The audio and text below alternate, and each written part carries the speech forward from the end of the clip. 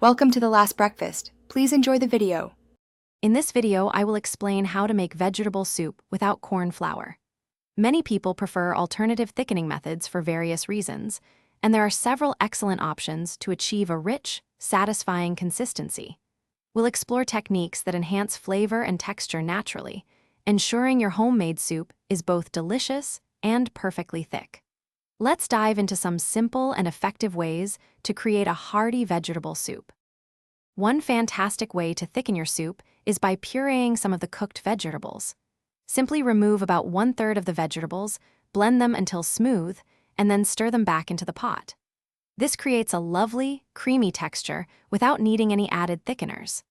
Another great option is to include starchy vegetables like potatoes or butternut squash, which naturally release starches as they cook, enriching the soup's body.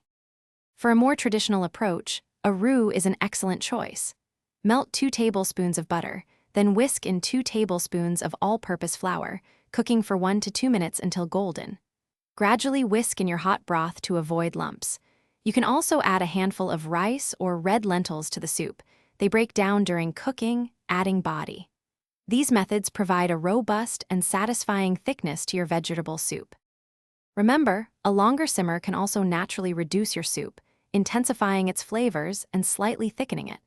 Always taste and adjust your seasonings after you've achieved your desired thickness, as the added ingredients can change the overall balance.